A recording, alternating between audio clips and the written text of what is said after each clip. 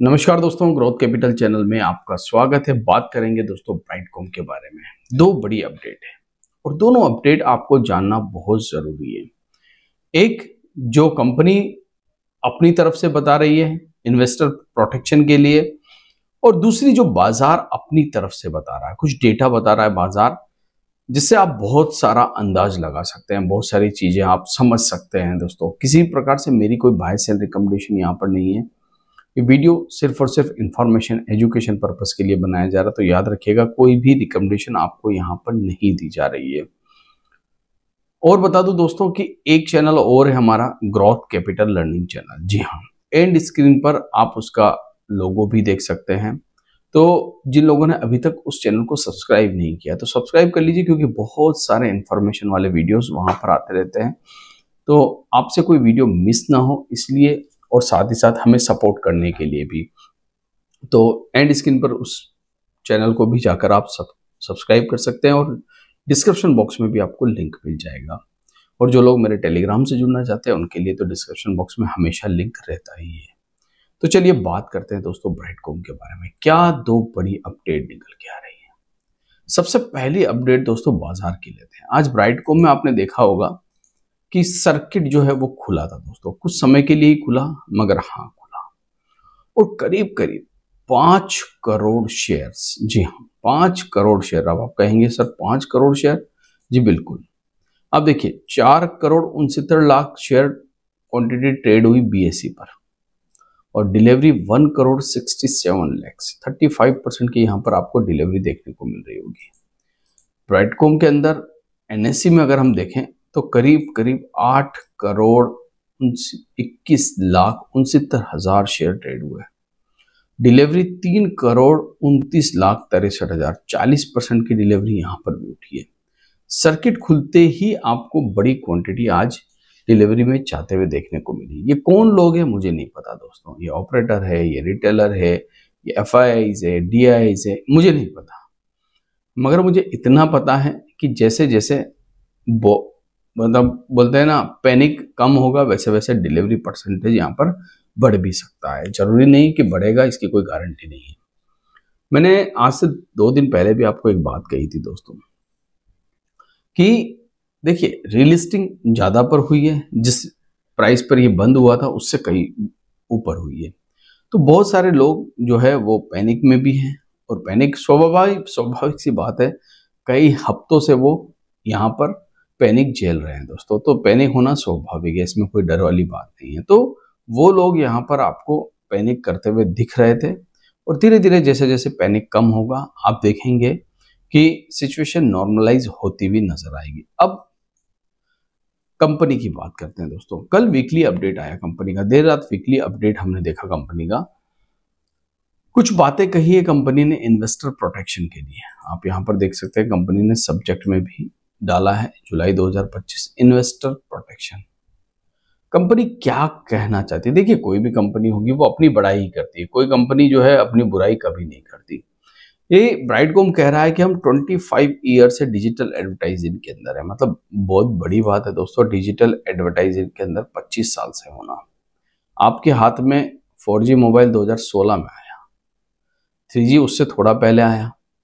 आप समझते भी नहीं थे कि डिजिटल एडवर्टाइजिंग क्या होता है। टीवी की दुनिया थी हमारे पास और इंटरनेट था हमारे पास, मगर मोबाइल के आने के बाद बहुत कुछ चेंज हुआ है। हालांकि कंपनी ने डिस्क्लेमर भी दिया है, जो कंपनी कह रही है उसके ऊपर बहुत सारी। कंपनी कहती है कि हम 30+ कंट्रीज में काम करते हैं, ऑपरेशन हमारा जो है 30 कंट्रियों के अंदर है, 500 से ज्यादा वर्ल्ड वाइड क्लाइंट हम हैंडल करते हैं दोस्तों। ठीक है, हमारे शेयर होल्डर की तादाद कितनी है? 6 लाख के आसपास है। हालांकि मैं इसके आगे की बात नहीं करूंगा, ये तो आपको दिख ही रहा है दोस्तों। उसके बाद कंपनी कहती है कि 250 से ज्यादा एड एजेंसी रिलेशनशिप है हमारी अक्रॉस वर्ल्ड। पूरी दुनिया के अंदर हम 250 से ज्यादा एड एजेंसियों के ऊपर काम करते हैं, जिसमें यूरोप, अमेरिका, एशिया और बाकी। और इसमें बड़ी कंपनी हवास मीडिया, जेनिथ, ऑप्टोमीडिया, मीडिया.com, पब्लिशर जो है यूट्यूब, टिकटॉक, आपका ट्विटर, तंबालो, ये सब इस कंपनी के पब्लिशर है। मतलब यहां से इनको धंधा मिलता है। सबसे पहले मैंने आपसे जैसे ही कहा कि इजराइल और यूएस से इनको सबसे ज्यादा बिजनेस मिलता है, जो कंपनी खुद कह रही है। अब देखिए यहाँ पर कंपनी बताने की कोशिश कर रही है कि FY22 में 5020 करोड़ रुपए का रेवेन्यू था। FY24, ठीक है, वहां पर कितना रेवेन्यू आ गया, 7300। ये एडटेक का बता रही है, ठीक है। और आने वाले समय में 5147 करोड़ रुपए का रेवेन्यू जो है ये कंपनी करती हुई नजर आएगी, ठीक है, अपने एडटेक बिजनेस से। नॉर्थ अमेरिका से कितना आता है ये भी ये कंपनी बता रही है, 41%, यूरोप से 28% और लातिन से कितना 15%, एशिया पैसिफिक 10% और इंडिया और अदर कंट्रीज से 6%। मतलब इंडिया में तो कोई ज्यादा इनका काम है ही नहीं, ये सबसे बड़ी प्रॉब्लम भी है दोस्तों। एआई में काम कर रही है दोस्तों कंपनी, ये खुद बता रही है कि हम आने वाले की ड्राइव इनके एआई टेक्नोलॉजी, वीडियो, टीवी, मतलब CTV, advertising, commercial, lead and platform, cookies पर भी ये कंपनी काम करती है। मतलब वो खाने वाला कुकीज नहीं, जो इंटरनेट की दुनिया में आप देखते हैं उस कुकीज की यहाँ पर बात हो रही है। ग्रोथ का रिकॉर्ड कंपनी ने खुद बताया है अपना 2006 से लेकर 2010 तक, ठीक है। यहाँ पर ये डेटा दे रही है, ऐसा नहीं है कि हम यकीन ही कर ले डेटा के ऊपर, और ऐसा भी नहीं है कि हम हटा ही दे डेटा को। 2007 के अंदर इस कंपनी ने एड डायनेमिक नाम से एक कंपनी यूएस में शुरू की थी, जो सोनी, डिज्नी और बाकी कंपनियों के साथ काम करती थी। 2008 में फिर इजराइल में बिजनेस स्टार्ट किया, फिर यूएस, साउथ अमेरिका के अंदर इन्होंने बिजनेस अपना स्टार्ट किया। मतलब कंपनी बताना क्या चाह रही है दोस्तों, कंपनी ये बताना चाह रही है कि देखिए हम इतना इतना बिजनेस कर रहे हैं ऑलरेडी, ठीक है, हमारी स्ट्रेंथ इतनी है, टेक्नोलॉजी के मामले में हो, एडटेक की दुनिया के मामले में हो, और सभी प्रकार से। ब्राइटकॉम का इकोसिस्टम बता दिया इन्होंने, सप्लाई साइड प्लेटफॉर्म अलग होता है, डायमंड साइड प्लेटफॉर्म अलग होता है, डेटा मैनेजमेंट अलग होता है, रियल टाइम बिडिंग RTB जिसे कहा जाता है, DMP जिसे कहा जाता है, ये सब चीजें अलग अलग प्रकार से होती है। ये सारी चीजें मार्केट ट्रस्ट जो है कहाँ से इनको मिल रहा है, Amazon, Visa, Samsung, Coca Cola, Microsoft, 250 plus agency जो है ऑल वर्ल्ड के अंदर है, TikTok, Google ads, Meta, YouTube, Twitter, मतलब अपना काम बता रही है दोस्तों। मगर फिर भी आपको पता है कि अभी इस समय ब्राइटकॉम के ऊपर भरोसा करने में एक इन्वेस्टर को समय लग सकता है।